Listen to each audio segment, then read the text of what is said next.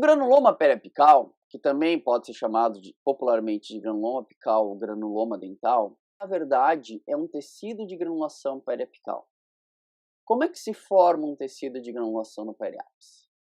Lembre-se, pessoal, eu estou vindo com esse paciente de um processo de abscesso periapical. Esse abscesso periapical, ele microscopicamente é uma coleção de neutrófilos produzindo pus.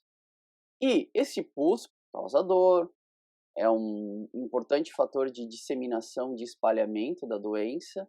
Não é conveniente que o nosso corpo tenha esse processo agudo, inflamatório agudo, por muito tempo. Por isso, o nosso corpo, aos poucos, faz uma tentativa bem forçada, forçando bem a barra, para tentar sair deste processo inflamatório agudo e transitar para um processo inflamatório crônico. No processo inflamatório crônico já não existe aquela grande quantidade de produção de pus, o que é bastante conveniente porque diminui o quadro de sintomatologia, diminui os sinais inflamatórios, diminui a energia que o nosso organismo gasta com aquela doença.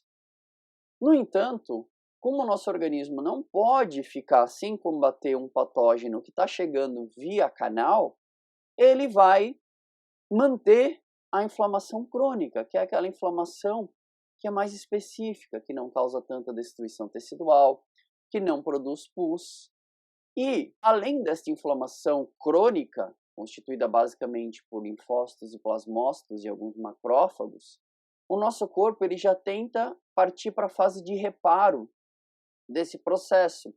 E esse reparo dar-se-á pela migração de fibroblastos a partir da periferia do osso, que é um osso trabecular, ou seja, é entremeado por tecido conjuntivo, e o tecido conjuntivo é um tecido rico em células mesenquimais.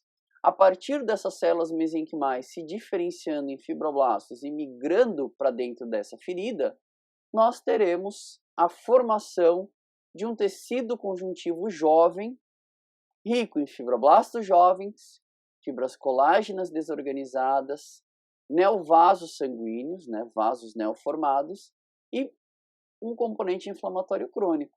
Então essa é a definição do tecido de granulação. O tecido de granulação, pessoal, é o nosso grande fechador de feridas. O tecido de granulação é aquele cara que vai estar sempre presente toda vez que eu tiver uma ferida.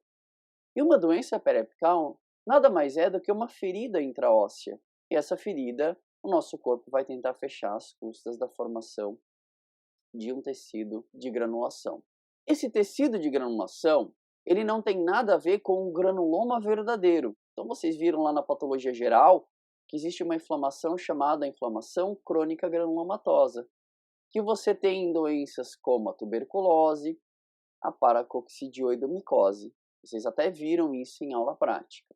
Aquela inflamação crônica granulomatosa é a inflamação que produz os granulomas verdadeiros, que são aquelas estruturas que circunscrevem o patógeno. Forma-se uma estrutura onde existem macrófagos ou estiócitos epitelioides, linfócitos, e essa estrutura é circundada por um adensamento do tecido conjuntivo.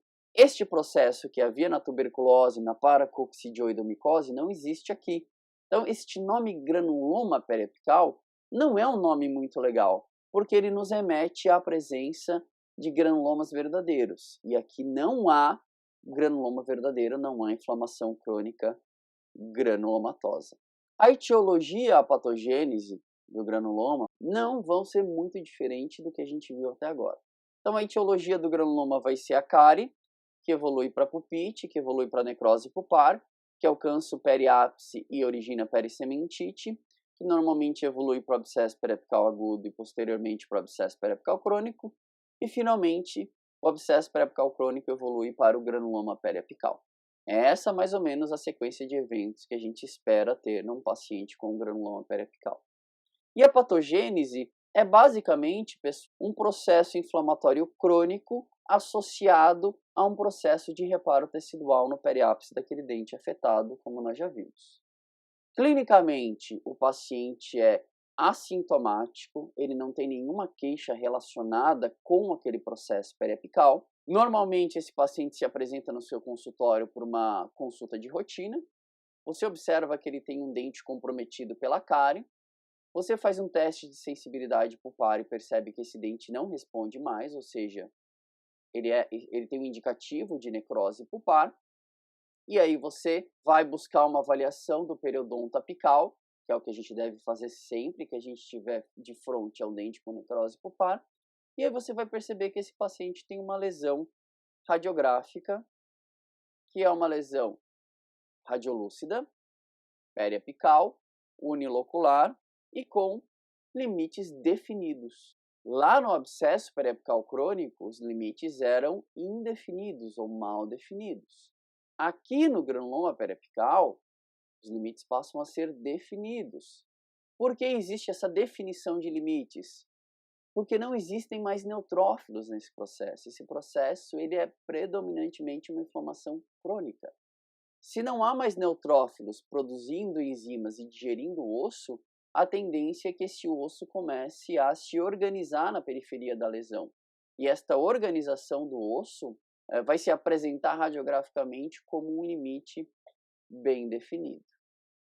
Muito cuidado, pessoal. Dependendo do ângulo da sua radiografia, muitas vezes eu não vejo o limite definido em toda a minha lesão. Então, vocês podem ver nessa radiografia que a gente observa que a zona distal dessa lesão, a zona mais posterior dela, está muito bem definida, mas a zona anterior está pouco definida. Por quê?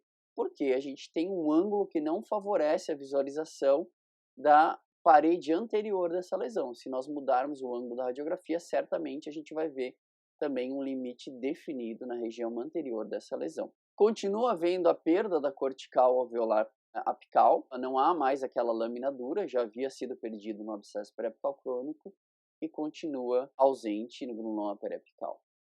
Vejam aqui mais um exemplo de um granuloma periapical, onde a gente pode ver, neste caso, a parede anterior, o limite anterior da lesão muito bem definido e o limite posterior nem tanto. Provavelmente, se a gente mudar o ângulo dessa radiografia, a gente vai ver o limite posterior bem definido também. Como diagnóstico diferencial, este granuloma necessariamente tem que ser diferenciado de um abscesso periapical crônico, que é a doença que o antecedeu. Tem que ser diferenciado da displasia cemento-óssea periapical na fase osteolítica, cisto radicular e cavidades anatômicas. As cavidades anatômicas, pessoal, são estruturas anatômicas, fisiológicas, que muitas vezes podem se sobrepor num exame radiográfico ao periápice de um dente. E isso pode causar confusão. O granuloma periapical, normalmente, é uma doença que eu consigo tratar sem fazer uma abordagem cirúrgica. Então, pode ser que eu nunca veja um granuloma numa lâmina, mas muitas vezes esse granuloma é removido cirurgicamente por uma série de fatores que não nos interessa nesse momento. Mas, quando a gente observa esse granuloma no quadro histopatológico, nós observamos basicamente a presença de fibroblastos jovens, produzindo fibras colágenas de aspecto desorganizado, que vão se cruzando e se unindo como se fosse uma teia de aranha tridimensional, vasos sanguíneos ou vasos sanguíneos neoformados e células inflamatórias crônicas. Finalmente, o tratamento é a eliminação do foco de infecção.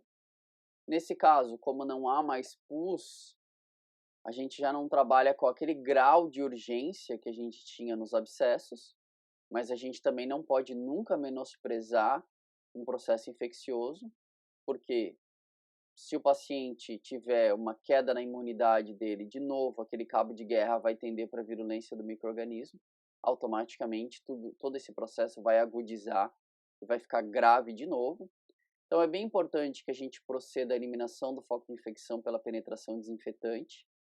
A gente vai utilizar medicamentos como hidróxido de cálcio para ajudar nesse processo. Esse paciente ele vai ser avaliado periodicamente e a partir do momento que você tiver indícios de resposta daquele tratamento, e esses indícios serão geralmente radiográficos com a diminuição do tamanho da lesão radiolúcida, que indica neoformação óssea, vocês vão trabalhar o tratamento endodôntico do dente. Pode ser que haja falha nesse tratamento endodôntico, porque esse é um processo de maior complexidade, né, um processo patológico mais complexo.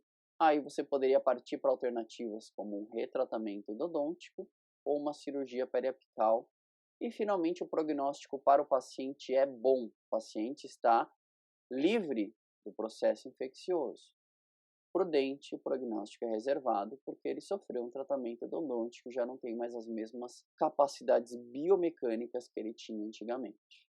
Então, gostaria de agradecer pela audiência de vocês, pela presença de vocês, e em breve nós retornaremos com o próximo vídeo.